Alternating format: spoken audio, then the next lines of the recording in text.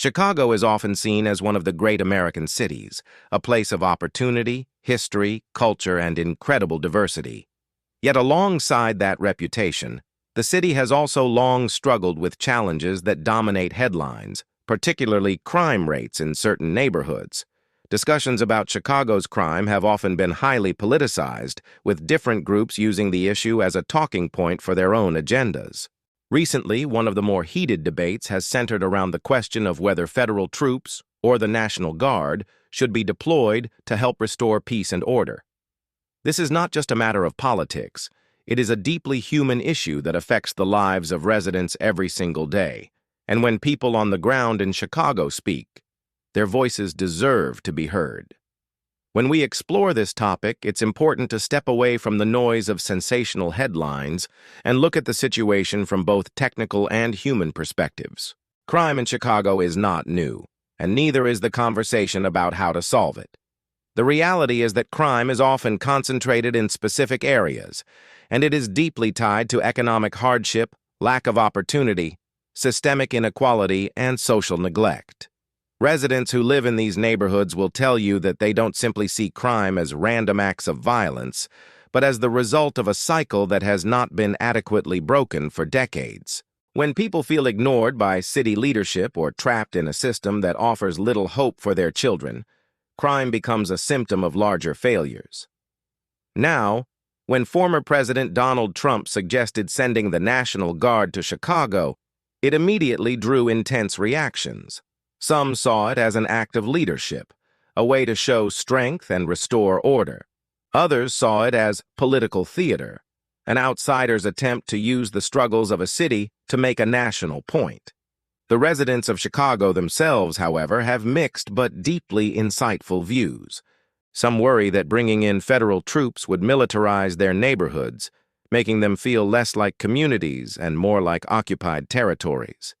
Families, parents, and young people are concerned about what that would mean for their daily lives. They worry about trust between residents and those in uniform, fearing escalation instead of solutions. On the other hand, there are those who feel desperate for immediate relief. They've lived through shootings on their blocks, they've lost loved ones to violence, and they sometimes believe that any form of stronger presence, even if temporary, could at least reduce the chaos they experience. For them, the debate is not about politics, but about survival. If deploying troops means fewer lives lost, fewer sirens in the night, and fewer children caught in crossfire, then it becomes an option worth considering. What's critical to understand is that this conversation isn't about choosing one extreme or the other. Residents often reveal truths that media soundbites ignore. They point out that yes, law enforcement and security are needed to keep people safe in the short term, but that in the long run, only investments in education, economic development, job opportunities, mental health services, and youth engagement programs will actually fix the roots of the issue. When people have a chance to work, to build families in safety, to educate their children without fear, crime rates go down. It's not a mystery, it's a proven cycle. Poverty and neglect breed crime, while opportunity and investment reduce it. Many Muslim residents in Chicago bring a unique perspective to this dialogue. Chicago has one of the largest Muslim communities in the United States, with roots that stretch across multiple generations and national backgrounds, including Arab, South Asian, and African American Muslims. These communities have not only contributed to the city's culture, business, and civic life, but have also been deeply affected by the narratives around crime and policing.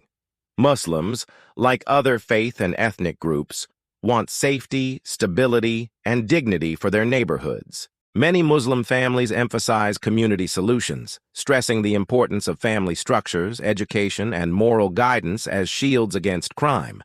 It's also worth noting that Muslims in Chicago and across the country often face unfair stereotypes and scrutiny. They know what it feels like to be treated with suspicion, and therefore, they tend to stress the importance of justice that does not dehumanize people. They want safety, but they don't want that safety to come at the cost of treating communities like war zones. Their voices add to the chorus of residents who say that solutions must balance security with compassion, law enforcement with community trust.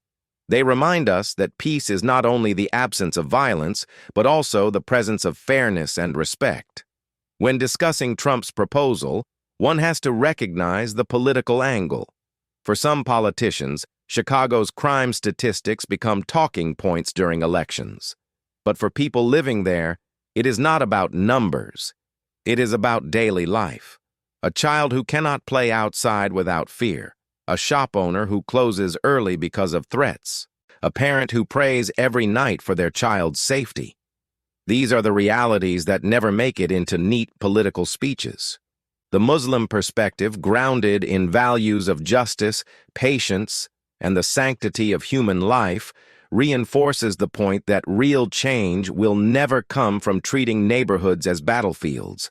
It must come from empowering residents to rebuild their own futures with the support of government and civil society. Another technical layer to this discussion involves how the National Guard operates compared to local police. The Guard is a military reserve force, trained for both combat and emergency response. While they can provide additional manpower and resources, they are not trained to handle community policing in the same way local officers are supposed to. Their presence can be intimidating, especially if armored vehicles or heavily armed troops are stationed in residential areas. This can create a sense of occupation rather than protection.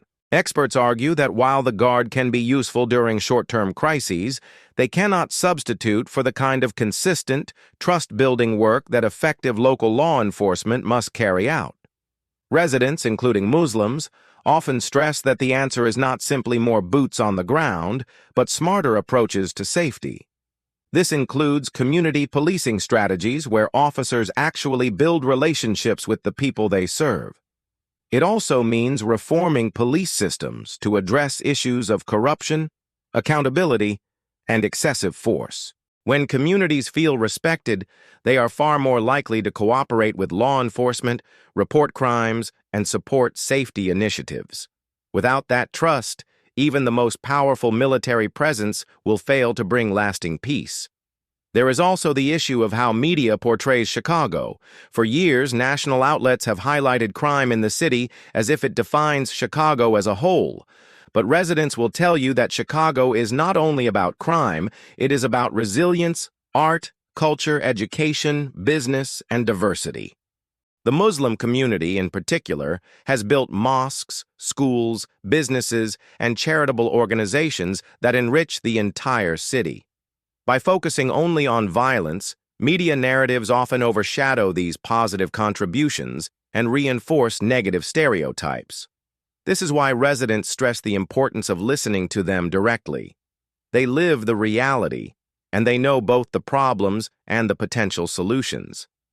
If we think of this issue from a broader perspective, it becomes clear that solving crime in Chicago is about more than just one city. It's about the broader question of how America treats its urban communities, especially those with high levels of poverty and minority populations.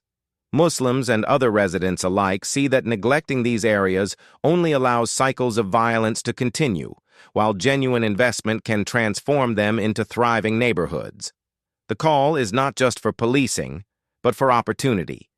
Jobs that pay fair wages, schools that prepare children for the future, mental health resources to support families, and programs that engage youth before they get pulled into crime. These are the long-term solutions that residents consistently demand. When Chicago residents reveal their truths, they are not simply pointing fingers or asking for sympathy. They are offering a roadmap for change. They understand that safety cannot exist without justice, and justice cannot exist without dignity. Muslims add their voices to this by reminding everyone of values rooted in faith and community, that protecting life, ensuring fairness, and supporting one another are not optional. They are essential. And when these values are put into practice, whether through policies, programs, or daily acts of kindness, they have the power to reshape not just Chicago, but cities across the nation.